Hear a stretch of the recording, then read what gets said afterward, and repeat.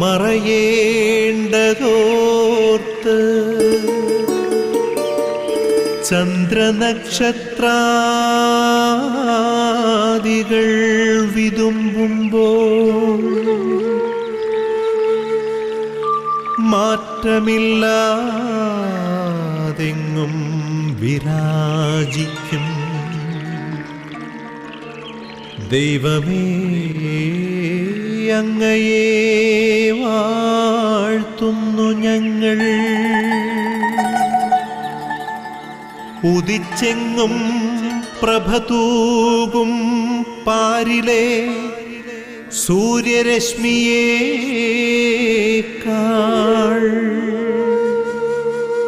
പ്രശോഭിച്ചെന്നും പ്രസാദമേകുന്ന ദൈവമേ, അങ്ങേ മഹിമാവെത്ര മനോജ്ഞം. യേശുവിൽ പ്രിയമുള്ളവരെ, ദൈവമായ കർത്താവ് ഒരു പുത്തൻ പുലരി കൂടി നമുക്ക് നൽകിയിരിക്കുകയാണ്. ഓരോ പുലരിയും ദൈവത്തിൻ്റെ സ്നേഹത്തിൻ്റെ വെളിപ്പെടുത്തലാണ്.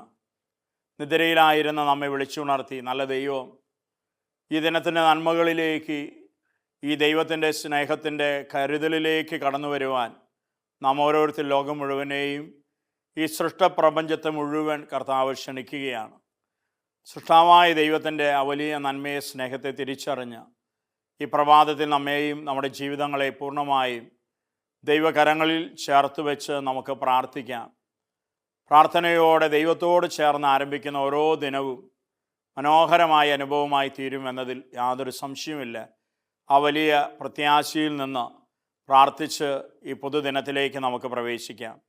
പരിശുദ്ധ മറിയമാണ് പ്രഭാത വിരുന്ന് ശുശ്രൂഷയുടെ സ്വർഗീയ മധ്യസ്ഥ. തീർച്ചയായും അമ്മയോട് ചേർന്നുള്ള പ്രാർത്ഥനകളാണ് ഈ ശുശ്രൂഷ ഓരോ പ്രഭാതത്തിൽ വലിയ അഭിഷേകമായി, അനുഗ്രഹമായി മാറുവാൻ ശക്തിപ്പെടുത്തുന്നത്. പരിശുദ്ധ അമ്മയുടെ വിമല ഹൃദയത്തോട് ടി വി സ്ക്രീനിൻ്റെ മുമ്പിലായിരുന്ന് വചനം കേട്ടും പ്രാർത്ഥിച്ചുമായിരിക്കുന്ന അനേകായിരങ്ങളെയും, അഹോരാത്രം ഈ ശുശ്രൂഷയ്ക്ക് വേണ്ടി പണിയെടുക്കുന്ന എല്ലാ പ്രേക്ഷിത മക്കളെയും പ്രത്യേകം സമർപ്പിച്ച് നമുക്ക് അമ്മയുടെ മാധ്യസ്ഥം യാചിക്കാം. നന്മ നിറഞ്ഞ മറിയമേ സ്വസ്തി, കർത്താവ് അങ്ങയോട് കൂടെ സ്ത്രീകളിൽ അങ്ങ് അനുഗ്രഹിക്കപ്പെട്ടവളാകുന്നു. അങ്ങയുടെ ഉദരത്തിൻ ഫലമായി ഈശോ അനുഗ്രഹിക്കപ്പെട്ടവനാകുന്നു. പരിശുദ്ധ മറിയമേ തമ്പുരാൻ്റെ അമ്മേ, പാപികളായ ഞങ്ങൾക്ക് വേണ്ടി ഇപ്പോഴും ഞങ്ങളുടെ മരണസമയത്തും തമ്പുരാനോട് അപേക്ഷിക്കണമേ. ആമേൻ.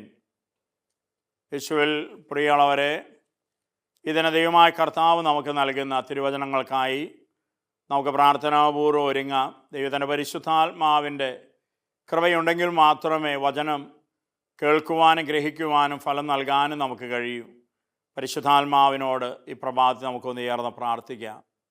പ്രിയ പരിശുദ്ധാത്മാവേ, ഈ പ്രഭാതത്തിൽ അവിടെ ഞങ്ങളിലേക്ക് എഴുന്നള്ളി വന്ന് നിറയണമേ. ഈ നിമിഷങ്ങളിൽ ഞങ്ങൾ കേൾക്കാൻ പോകുന്ന വചനത്തിൻ്റെ ആഴങ്ങളിലേക്ക് കടന്നു വന്ന് ദൈവിക സന്ദേശങ്ങൾ ഉൾക്കൊള്ളുവാൻ പരിശുദ്ധാത്മാവേ, നീ ഞങ്ങൾ ഓരോരുത്തരെയും ശക്തിപ്പെടുത്തണമേ, സഹായിക്കണമേ. ആമേൻ.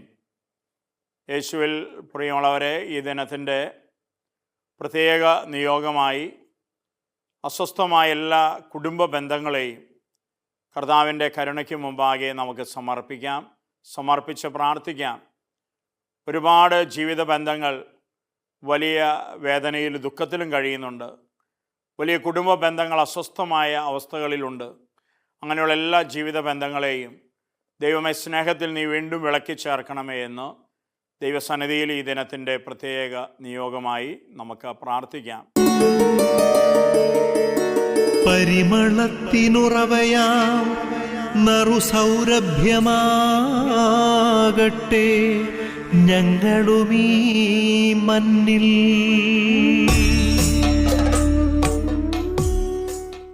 വിശുദ്ധ ലൂക്കാ സുവിശേഷത്തിൻ്റെ 16-ാം അധ്യായം 19 മുതൽ 31 വരെയുള്ള തിരുവചനങ്ങളാണ് ഈ ദിനം നമ്മുടെ പ്രാർത്ഥനയ്ക്കും വിചിന്തനത്തിനുമായി ദൈവമായ കർത്താവ് നൽകുന്നത്.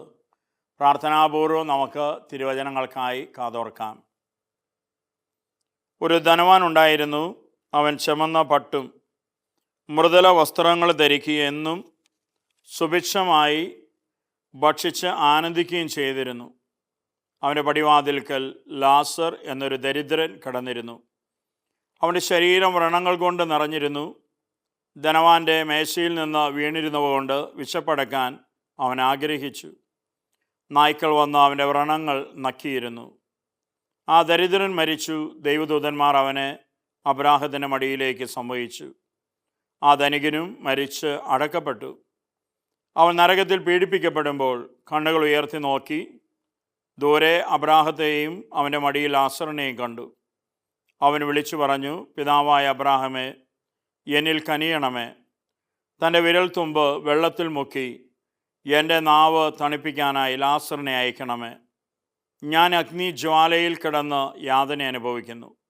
അബ്രാഹം പറഞ്ഞു, മകനെ, നീ ഓർമ്മിക്കുക, നിനക്ക് ജീവിതകാലത്ത് എല്ലാ സുഖസൗകര്യങ്ങളും ലഭിച്ചിരുന്നു. ലാസറിനോ കഷ്ടതകളും. ഇപ്പോൾ അവൻ ഇവിടെ ആനന്ദിക്കുകയും നീ വേദന അനുഭവിക്കുകയും ചെയ്യുന്നു. കൂടാതെ ഞങ്ങൾക്ക് നിങ്ങൾക്ക് മധ്യേ ഒരു വലിയ ഗർത്തവും സ്ഥാപിക്കപ്പെട്ടിരിക്കുന്നു. ഇവിടെ നിന്ന് നിങ്ങളുടെ അടുത്തേക്കോ അവിടെ നിന്ന് ഞങ്ങളുടെ അടുത്തേക്കോ വരുവാൻ ആഗ്രഹിക്കുന്നവർക്ക് അത് സാധിക്കുകയില്ല. അപ്പോൾ അവൻ പറഞ്ഞു, പിതാവേ, അങ്ങനെയെങ്കിൽ ലാസറിനെ എൻ്റെ പിതൃഭവനത്തിലേക്ക് അയക്കണമേ എന്ന് ഞാൻ അപേക്ഷിക്കുന്നു. എനിക്ക് 5 സഹോദരന്മാരുണ്ട്.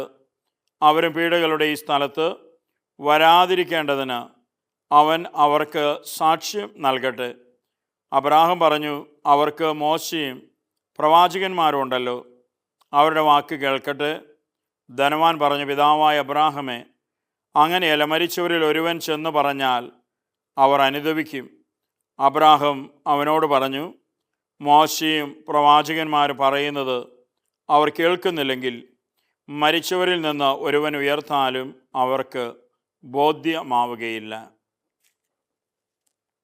യേശുവിൽ പ്രിയമുള്ളവരെ, ലൂക്കാ സുവിശേഷത്തിൻ്റെ 16-ാം അധ്യായത്തിൽ നിന്ന് നമുക്കേറെ സുപരിചിതമായ ധനവാന്റെയും ലാസറിൻ്റെ ഉപമയാണ് നമ്മൾ കേട്ടത്. ലൂക്കാ സുവിശേഷകൻ തന്നെ തൻ്റെ സുവിശേഷം എഴുതുന്നത് സമൂഹത്തിൽ പാർശ്വവൽക്കരിക്കപ്പെട്ടവർക്ക് വേണ്ടിയാണ്. സമൂഹത്തിൻ്റെ മുഖ്യധാരയിൽ നിന്ന് സമൂഹം വിധിച്ച് സമൂഹം തള്ളിക്കളഞ്ഞ മനുഷ്യരോടുള്ള ക്രിസ്തുവിൻ്റെ സ്നേഹം, ദൈവത്തിൻ്റെ സ്നേഹം വെളിപ്പെടുത്താൻ വേണ്ടിയാണ് ലൂക്കാ തൻ്റെ സുവിശേഷം എഴുതിയിരിക്കുന്നത് തന്നെ. അതുകൊണ്ട് സുവിശേഷങ്ങളിലുടനീളം ഇതുപോലുള്ള മനോഹരമായ ഉപമകൾ, മനോഹരമായ അത്ഭുതങ്ങളൊക്കെ നമുക്ക് കണ്ടെത്താനായിട്ട് കഴിയും. പ്രിയമുള്ളവരെ, അതിൻ്റെ പശ്ചാത്തലത്തിൽ വേണം ഈ ഉപമയെ നമ്മൾ വായിച്ചെടുക്കുവാൻ, ഉപമയെ നമ്മൾ മനസ്സിലാക്കുവാൻ. കർത്താവ് ധനവാന്റെ ലാസറിൻ്റെ ഉപമയിലൂടെ ഒരു വലിയ ദൈവിക സത്യം നമുക്ക് വെളിപ്പെടുത്തി തരികയാണ്. ധനവാന്റെ വീട്ടുപടിക്കൽ കുഷ്ഠരോഗം ബാധിച്ച് കിടക്കുന്ന ലാസർ. പ്രിയമുള്ളവരെ, ധനവാന്റെ ഭവനത്തിലെന്നും എല്ലാ ദിവസവും സുഭിക്ഷമായി സദ്യ പോലെ വിരുന്ന് ഉണ്ട്. ജീവിതത്തിൻ്റെ എല്ലാ നന്മകളും സുഖസൗകര്യങ്ങളൊക്കെ ആസ്വദിച്ച് ജീവിക്കുന്ന ധനവാൻ ചമന്ന പട്ട് വസ്ത്രം ധരിച്ച് സുഖലോലുപമായ മനോഹരമായൊരു ജീവിതമാണ് അവൻ നയിച്ചത്. എന്നാൽ അവൻ്റെ വീട്ടുപടിക്കൽ ലാസർ എന്ന ദരിദ്രൻ, കുഷ്ഠരോഗി കിടക്കുകയാണ്. നായ്ക്കൾക്ക് എറിഞ്ഞു കൊടുക്കുന്ന അപ്പകഷണങ്ങളിൽ എന്തെങ്കിലും തനിക്കും കിട്ടും എന്ന പ്രതീക്ഷയോടെ വിശപ്പടക്കാൻ വേണ്ടി അവന് വീട്ടുപടിക്കൽ കിടക്കുന്ന ദരിദ്രനായ ലാസർ ഒരു വശത്ത്. ധനവാന് ഈശോ പേര് നൽകിയില്ല ബോധപൂർവം. ലാസറിന് ദൈവം പേര് നൽകി. ദൈവം സ്നേഹിക്കുന്നവൻ എന്നാണ് ലാസർ എന്ന പേരിൻ്റെ വാക്കിൻ്റെ അർത്ഥം. പ്രിയമുള്ളവർ, ഇതെല്ലാം വെളിപ്പെടുത്തലുകൾ നിറഞ്ഞതാണ്.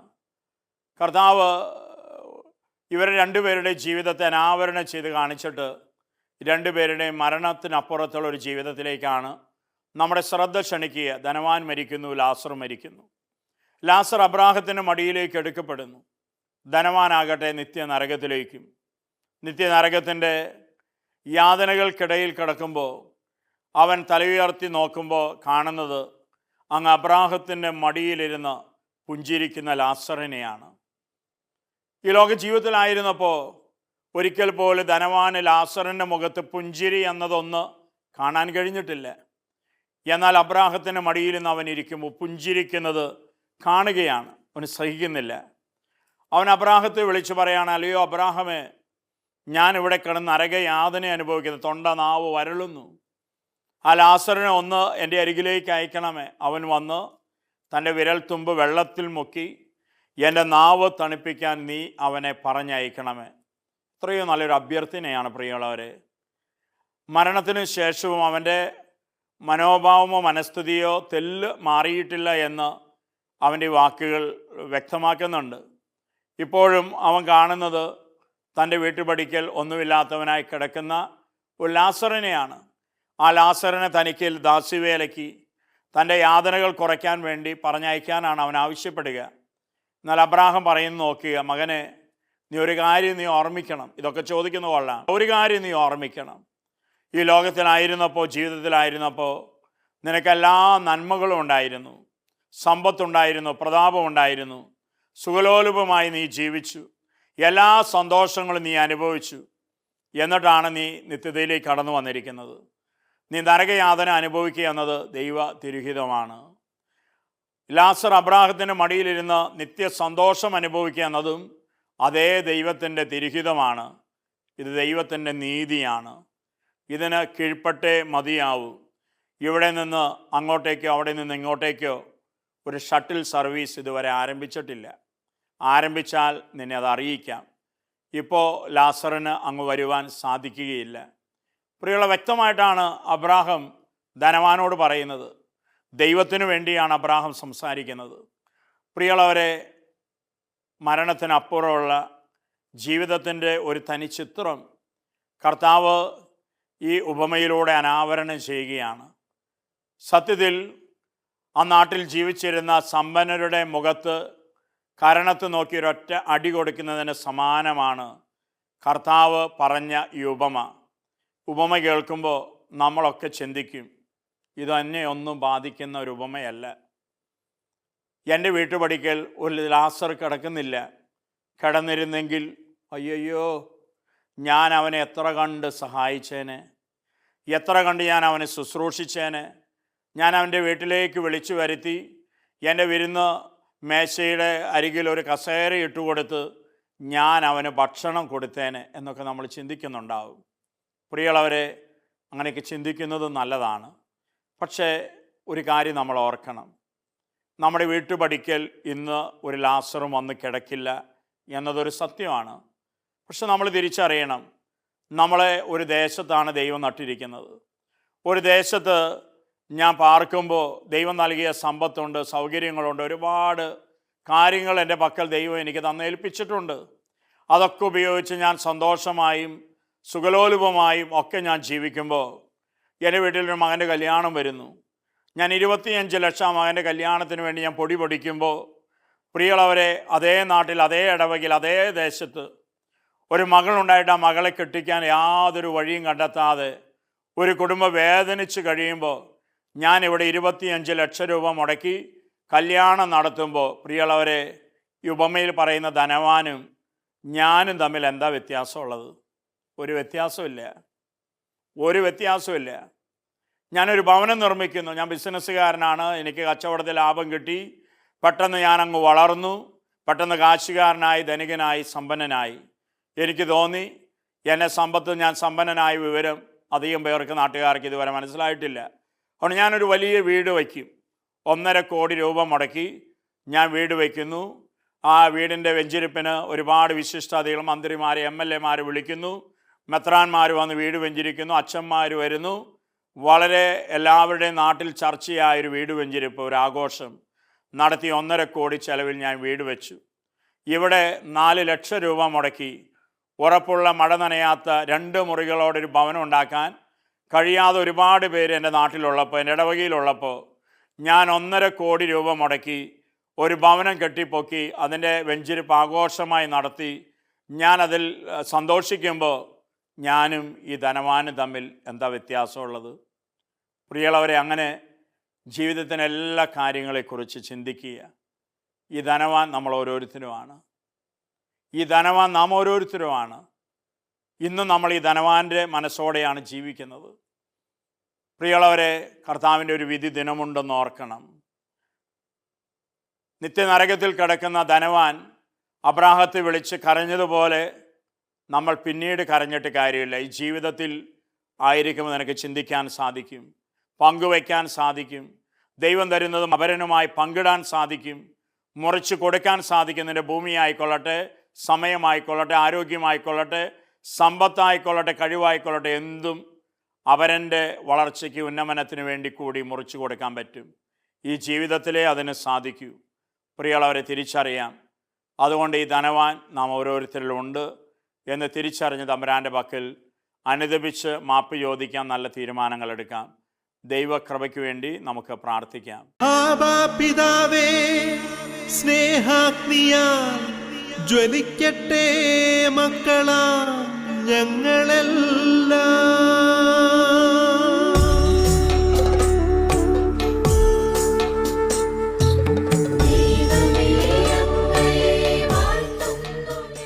പിതാവായ ദൈവമേ, ഈ പ്രഭാതത്തിൽ ഞങ്ങളൊന്ന് ചേർന്ന് അങ്ങേ ആരാധിക്കുന്നു, സ്തുതിക്കുന്നു, നന്ദി പറയുന്നു. ഓ ദൈവമേ, എത്രയോ വലിയ കൃപകളും ദാനങ്ങളുമാണ് അനുദിന ജീവിതത്തിൽ ഞങ്ങളിലേക്ക് ഒഴുക്കിക്കൊണ്ടിരിക്കുന്നത്. കർത്താവ്, അതെല്ലാം നിൻ്റെ ദാനങ്ങളാണെന്ന് തിരിച്ചറിഞ്ഞ് ഇല്ലാത്തവരുമായി പങ്കുവയ്ക്കാനുള്ളൊരു ഹൃദയം നീ ഞങ്ങൾക്ക് തരണമേ.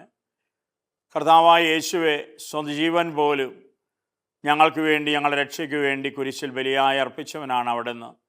അങ്ങയുടെ ബലി അനുദിനം ജീവിക്കുവാൻ കർത്താവെ ഞങ്ങളെ അനുഗ്രഹിക്കണമേ. പരിശുദ്ധാത്മാവായ ദൈവമേ, ഞങ്ങൾ ഓരോരുത്തരുടെയും ഈ ലോക ജീവിതത്തിൽ ദൈവിക കാഴ്ചയുള്ളവരായി വരാനിരിക്കുന്ന അന്തിമവിധിയെ മുന്നിൽ കണ്ട് ജീവിക്കാൻ തക്കവിധം പരിശുദ്ധാത്മാവെ ജ്ഞാനം കൊണ്ടും അറിവ് കൊണ്ടും നീ ഞങ്ങളെ നിറയ്ക്കണമേ. സ്വർഗത്തിലായിരിക്കുന്ന അമ്മേ, മാതാവേ, ഈ ലോകത്തിലായിരുന്നപ്പോൾ അമ്മ ദൈവത്തെ നിത്യസമ്പത്തായി കരുതി സ്നേഹിച്ച അമ്മയാണ്. അതുകൊണ്ടാണ് അമ്മ അനുഗ്രഹീതയായത്. അമ്മേ മാതാവേ, എല്ലാറ്റിലുപരി ദൈവത്തെ സ്നേഹിച്ച് മഹത്വപ്പെടുത്തുവാനുള്ള കൃപയ്ക്കായ അമ്മ ഞങ്ങൾക്ക് വേണ്ടി പ്രാർത്ഥിക്കണമേ. സ്വർഗത്തിലായ സകല വിശുദ്ധരെ, ഈ ലോക ജീവിതത്തിൽ നിങ്ങൾ ഓരോരുത്തരും ഈ ലോകത്തിലെ സർവ്വസമ്പത്തിനേക്കാളും അധികമായി ആത്മാവിൻ്റെ രക്ഷയെ വിലമതിച്ചവരാണ്. അതുകൊണ്ടാണ് നിങ്ങളെല്ലാവരും സ്വർഗത്തിൽ വിശുദ്ധരുടെ ഗണത്തിൽ പങ്കുകാരായത്. നിങ്ങൾ ഞങ്ങൾക്ക് ഓരോരുത്തർക്കും വേണ്ടി പ്രത്യേകം ദൈവത്തിരുമ്പാകെ പ്രാർത്ഥിക്കണമേ. ഞങ്ങളെ കാക്കുന്ന കാവൽമാരാകുമാരെ, ദൂതഗണങ്ങളെ, ജീവിത വഴികളിലെന്നും നിങ്ങൾ ഞങ്ങളോടൊപ്പമായിരുന്ന് ഞങ്ങൾക്ക് സംരക്ഷണം നൽകണമേ. നിത്യം പിതാവും പുത്രനും പരിശുദ്ധാത്മാവുമായ സർവേശ്വര എന്നേക്കും. ആമേൻ.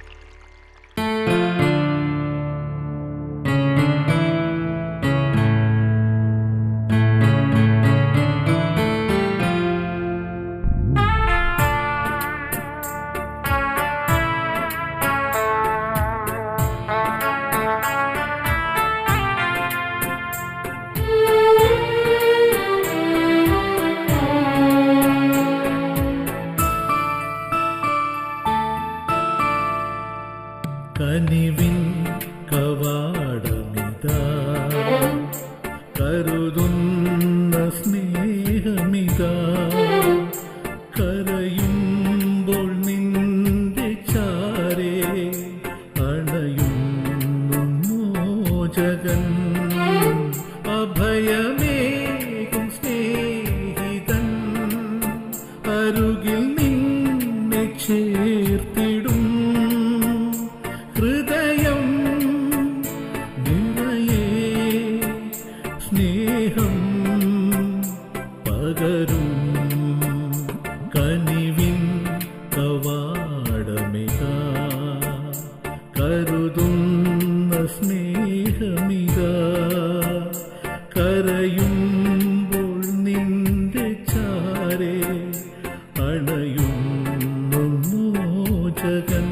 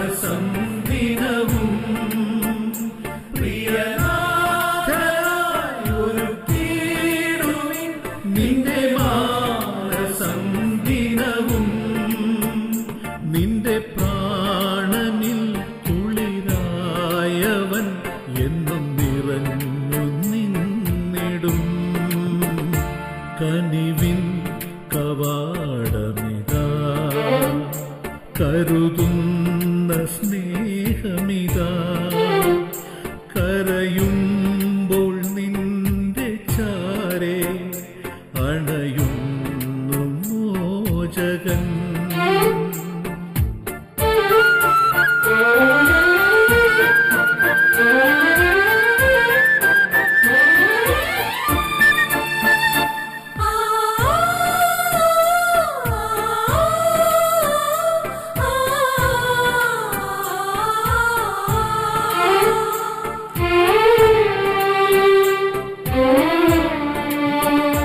നന്ദി ചൊല്ലിടുവിൻ ജീവനേകിടുന്ന നല്ല നാഥന്റെ കരുണയെ വാഴ്ത്തിയിടുവിൻ. നന്ദി ചൊല്ലിടുവിൻ ജീവനേകിടുന്ന നല്ല നാഥന്റെ കരുണയെ വാഴ്ത്തിയിടുവിൻ. പ്രിയനേശുവിൻ വഴി തേടുവിൻ, നിന്റെ ജീവിതം ധന്യം. പ്രിയനേശുവിൻ വഴി തേടുവിൻ, നിന്റെ ജീവിതം ധന്യം. നിന്റെ പാതയിൽ മാർഗദീപമായി അവൻ തെളിഞ്ഞു നിന്നിടും. കനിവിൻ കവാടമിതാ കരുതുന്ന സ്നേഹമിതാ കരയുമ്പോൾ നിന്റെ ചാരേ അണയുന്നു മോചകൻ. അഭയമേകും സ്നേഹിതൻ അരുകിൽ നിന്നെ ചേർത്തിടും. ഹൃദയം നിറയെ സ്നേഹം പകരും.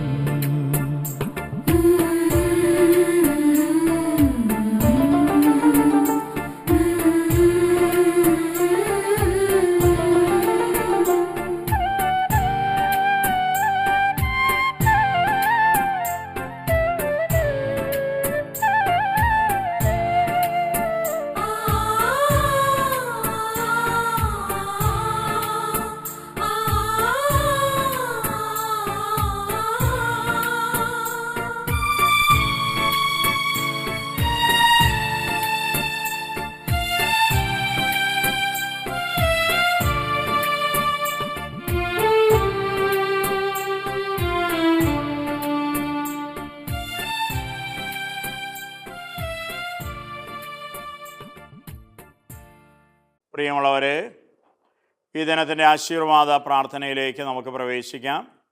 ടി വി സ്ക്രീനിന് മുമ്പിലായിരുന്ന് വചനം കേട്ട് പ്രാർത്ഥിച്ചുകൊണ്ടുമായിരിക്കുന്ന അനേകായിരങ്ങളോട് ചേർന്ന് ഏകമനസ്സോടെ നമ്മുടെ പ്രാർത്ഥന നിയോഗങ്ങളെ സ്വർഗത്തിൻ്റെ നല്ല ദൈവത്തിൻ്റെ പക്കലേക്ക് നമുക്ക് ഉയർത്താം.